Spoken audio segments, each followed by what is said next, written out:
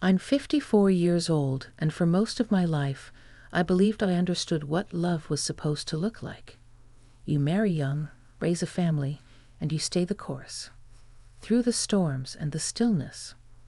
I spent years tending to everyone else's needs, letting my own heart grow quiet. I wasn't unhappy. Just numb, maybe. Existing more than living. But then something happened, something I never expected. Something that shook the very ground I'd been walking on for decades. I never thought something like this could happen to me. Please, don't make the same mistake I did. It started with something so ordinary, it almost feels absurd looking back, just a simple ride to the grocery store. It was a Thursday afternoon, the kind where the sky can't decide between spring and summer. I had just stepped out onto the porch with my shopping list when my phone buzzed. My daughter, Emily, was caught up at work again. She's always trying to juggle a million things at once, and asked if Matt, her husband, could swing by and drive me instead. Now, Matt and I always had a cordial relationship. Polite. Respectful. He was the kind of son-in-law you felt lucky to have. Responsible, dependable, a little too quiet sometimes, but kind. We never had deep conversations. Small talk, mostly. How's the garden doing? Need help carrying those boxes? That sort of thing.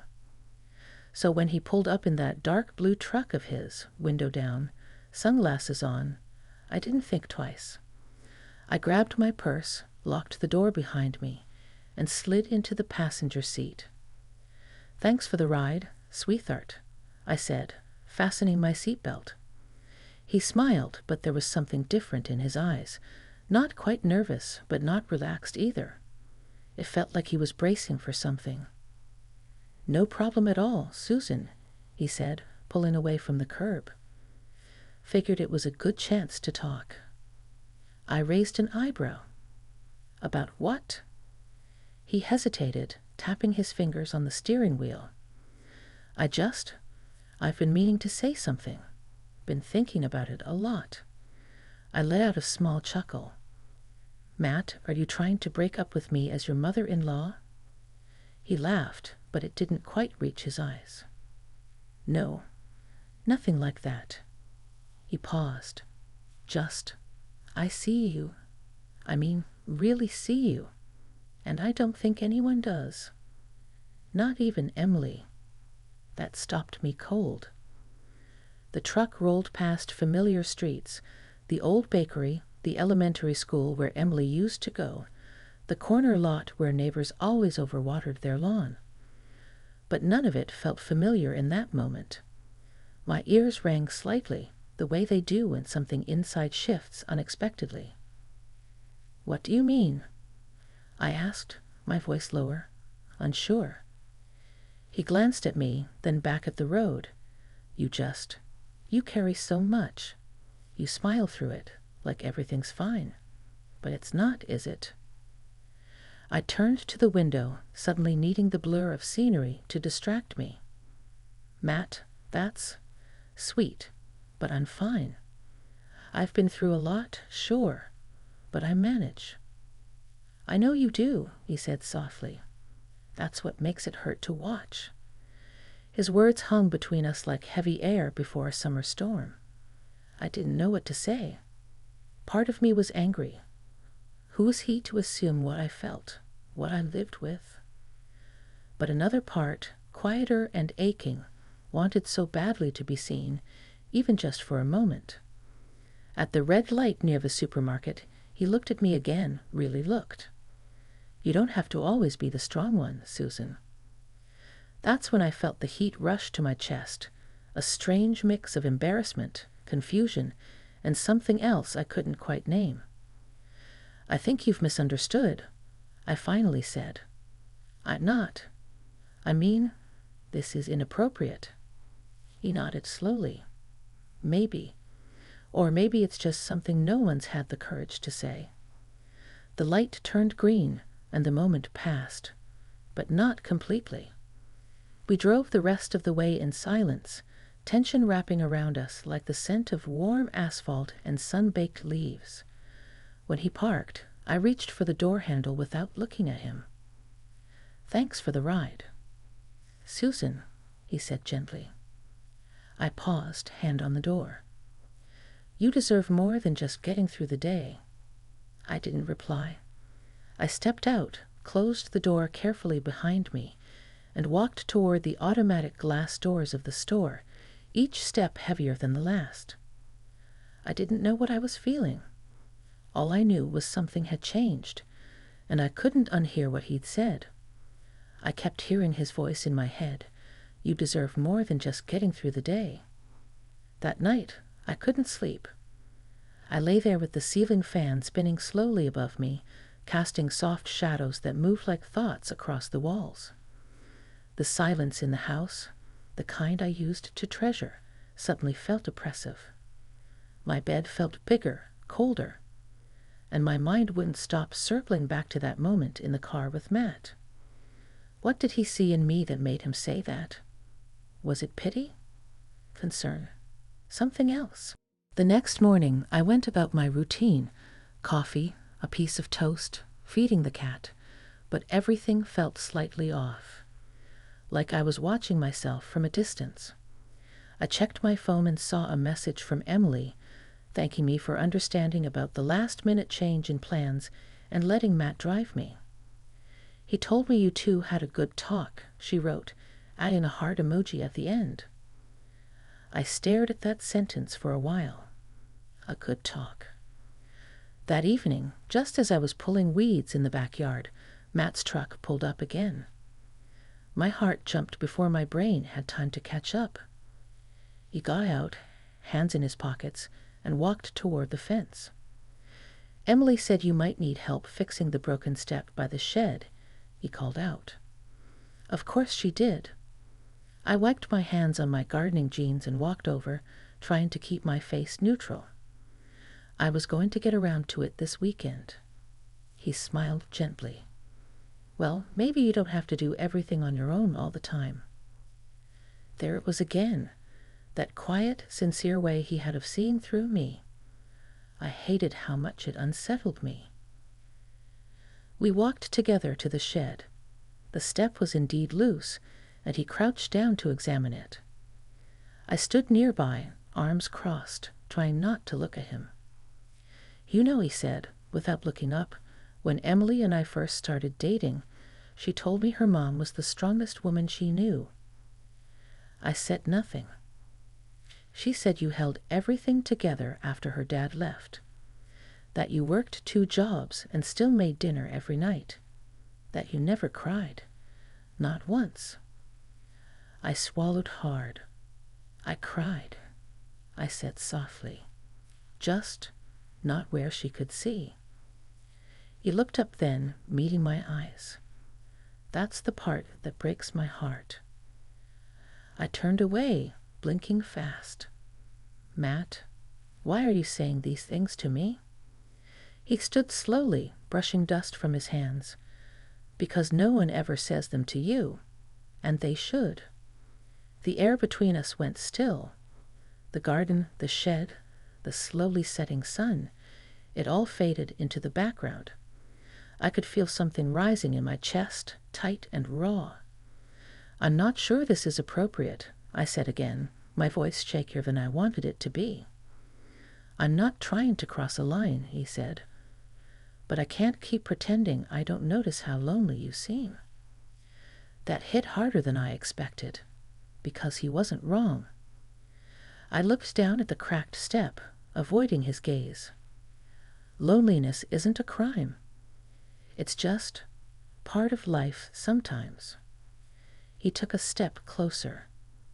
Not too close, but close enough that I could feel the shift in the air between us.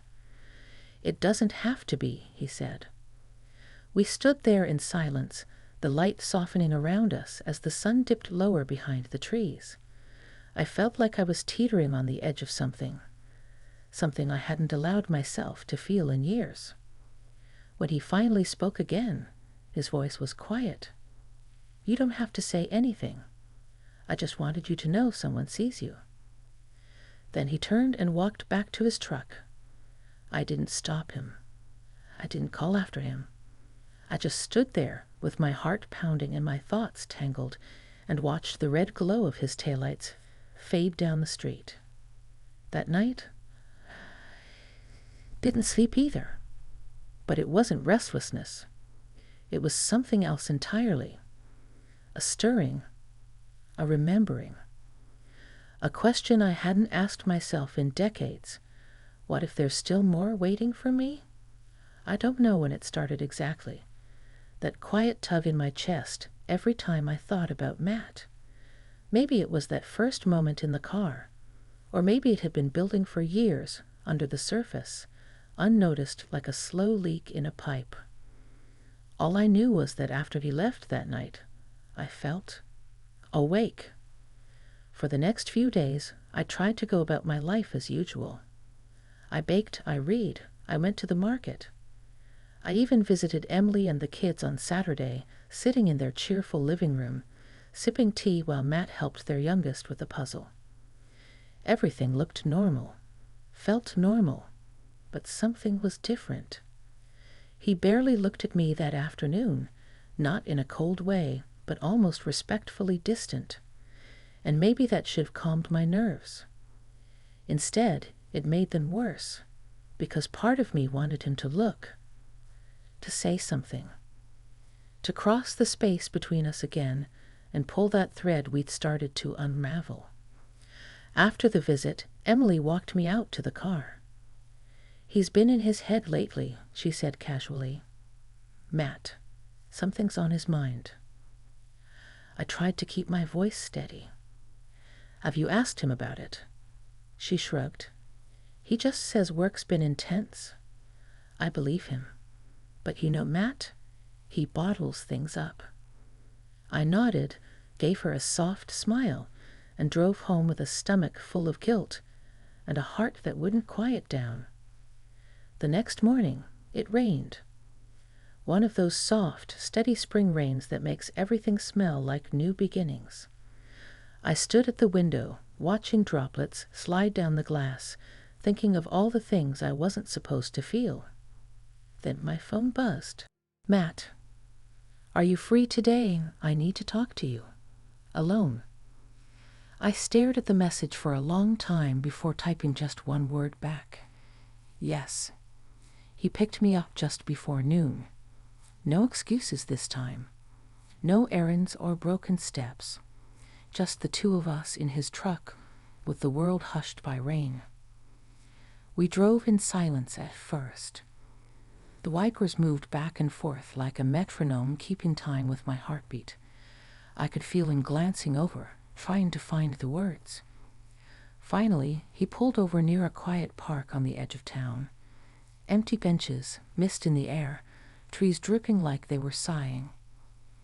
"I don't know how to say this without it sounding wrong," he said, turning off the engine, "but I haven't been able to stop thinking about you." My breath caught. Matt.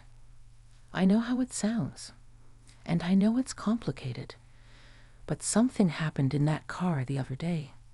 Something real. I don't know what it means. Not yet, but I can't ignore it. I looked down at my hands, twisting them in my lap like I used to when I was a girl. "You're married to my daughter." "I know, and I love her. But this isn't about choosing one over the other. It's about seeing someone, connecting with someone in a way I didn't expect, in a way I can't ignore." His voice wasn't desperate. It wasn't pleading. It was honest, painfully honest. And that's what made it so hard. "Do you know what you're saying?"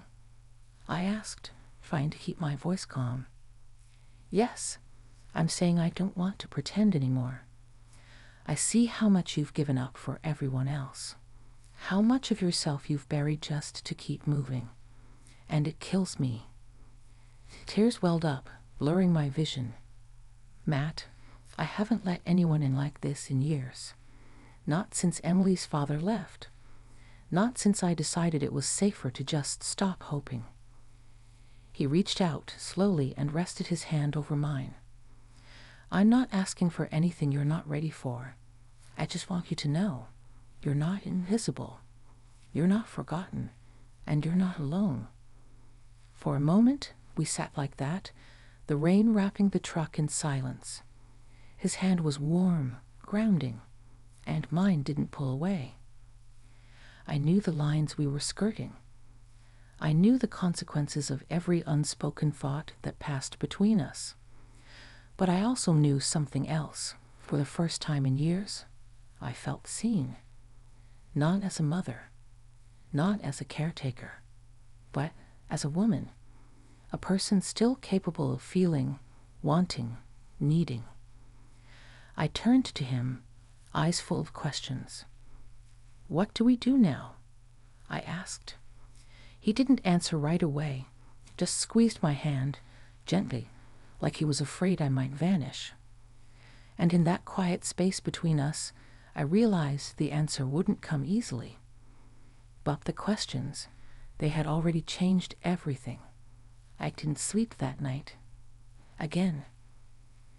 But this time, it wasn't guilt that kept me up. Not entirely, at least. It was something else.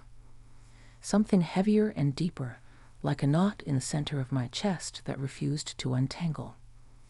Matt's words had unlocked something inside me, a part of myself I had tucked away so long ago, I almost forgot it was there. His kindness, his honesty. It felt like a mirror I hadn't dared look into for decades, and now that I had, I couldn't unsee what was reflected back at me. The next morning, I sat at the kitchen table staring at my coffee, listening to the ticking clock, letting it measure the weight of time I could never get back. I knew I had to speak to him again, not to continue what had started, but to end it, carefully, truthfully, before it crossed into something that couldn't be undone. I asked him to meet me at the botanical garden. It was a quiet place just outside town, where I used to take Emily when she was a little girl. The same winding paths, the same stone benches under the willows, the same soft air full of blooming things. It felt like the right place for something delicate. He arrived right on time. He always did. He spotted me by the koi pond, and when he walked over, I saw the worry in his eyes. I didn't let him speak first. "I need you to listen," I said gently, "before either of us says something we'll regret."